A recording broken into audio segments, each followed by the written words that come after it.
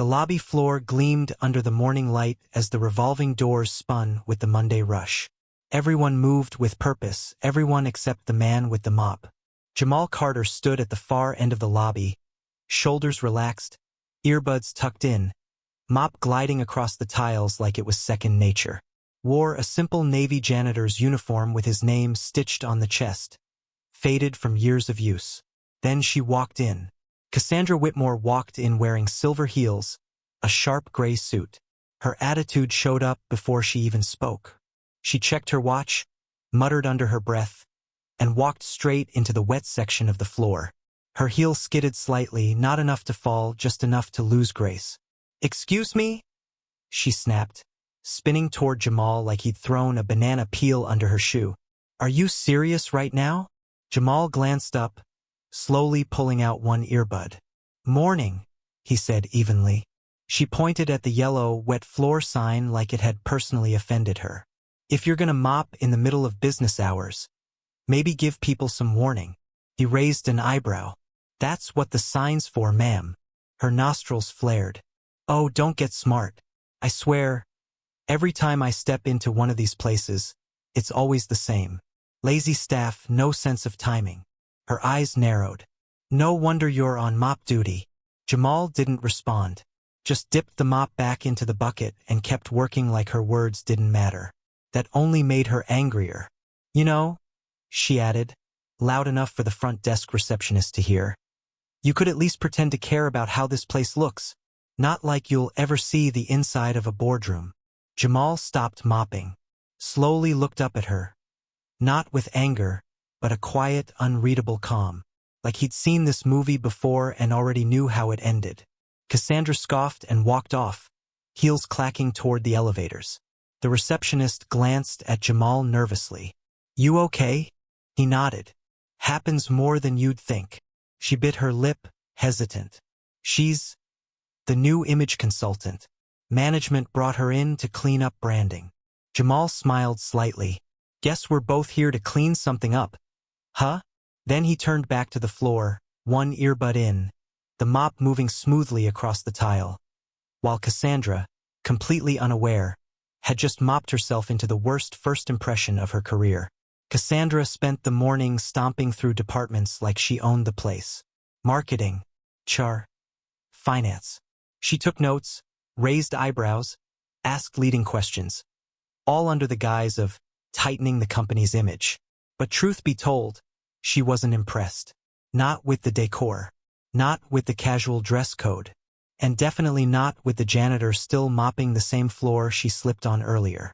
At 11:45, she burst into the executive assistant's office without knocking. Does this place even have a leadership team? Or is it just vibes and coffee machines? Nina, the assistant, looked up from her desk, startled.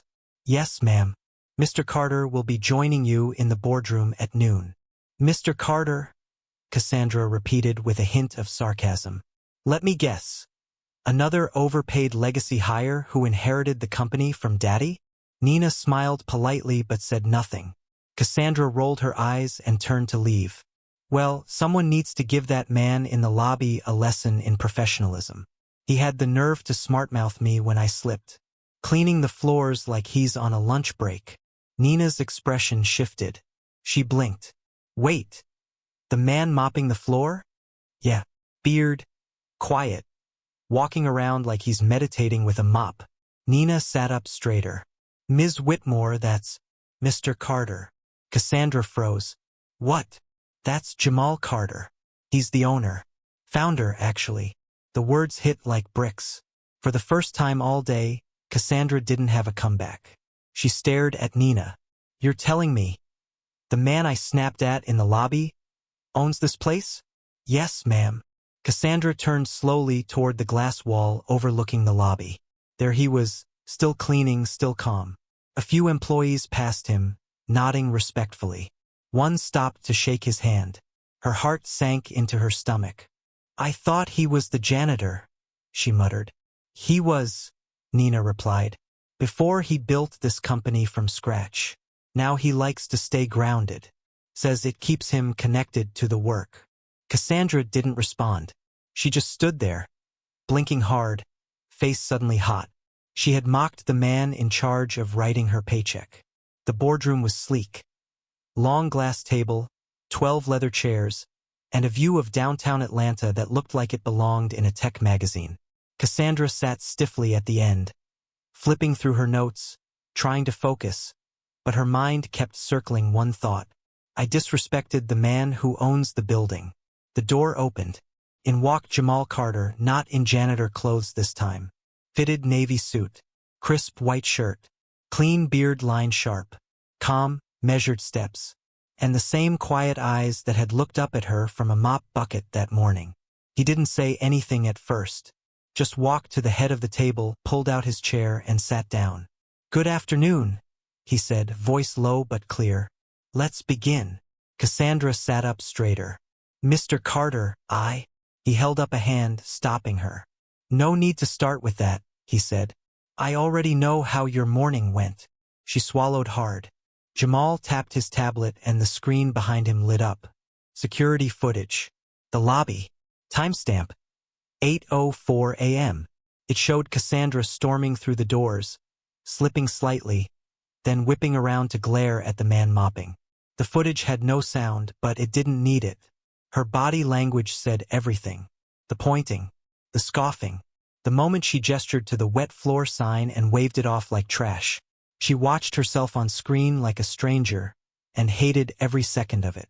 When the clip ended, Jamal set the tablet down and looked directly at her. "I like to test first impressions," he said, "because they tell me what resumes don't." Cassandra opened her mouth to speak, but again, he cut her off. "You didn't know who I was. That's fine. I prefer it that way. But what concerned me was how fast you decided who I was." The silence in the room was deafening. He leaned forward, hands clasped in front of him. "You walked into this building and assumed that because I had a mop in my hand, I was beneath you. And you weren't quiet about it either." "I didn't mean to get caught," he corrected calmly. "But you did. And that's the only reason we're having this conversation now." Cassandra's cheeks burned.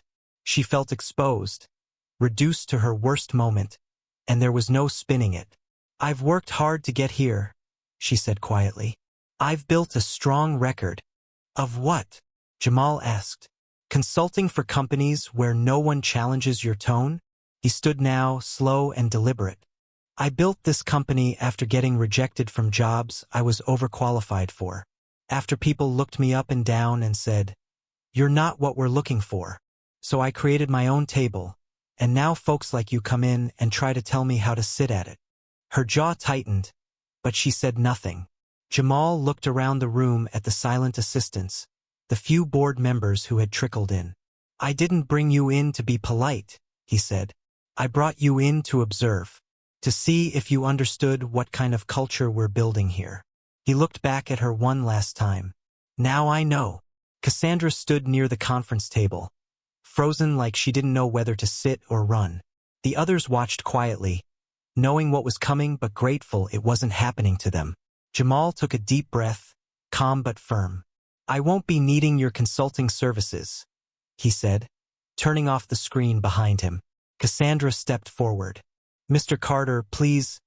That moment this morning, it was a misunderstanding. "I was frustrated. I didn't know." "You didn't need to know," Jamal cut in.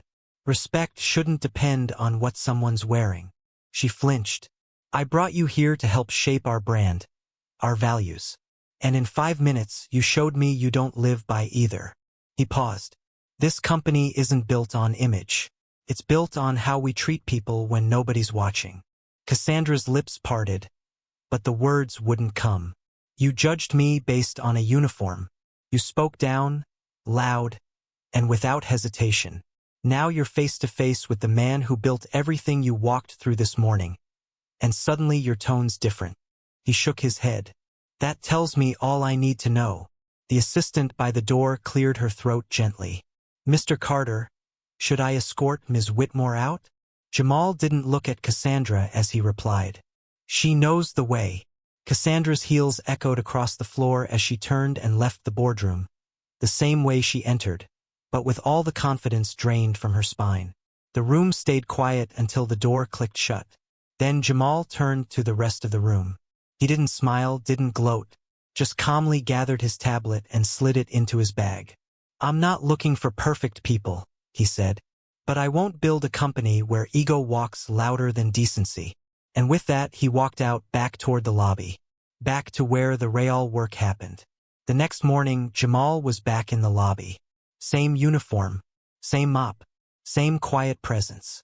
Employees walked in one by one, nodding, smiling, greeting him with more warmth than the day before. A few even stopped to thank him, not for the clean floors, but for the reminder. Cassandra was never seen in the building again. But people remembered her. Not for her resume, not for her strategy deck. They remembered the way she looked at someone she thought was beneath her, and how fast that look changed once she realized the truth. Because here's the thing. Power doesn't always wear a suit, and character doesn't need a title. Some people walk into a room and scan for the most important face. Others walk in and treat everyone with respect, because they know that title or no title, people matter. Jamal never raised his voice. He didn't need to. He let her assumptions speak for themselves, and then he showed her and everyone else watching what leadership really looks like.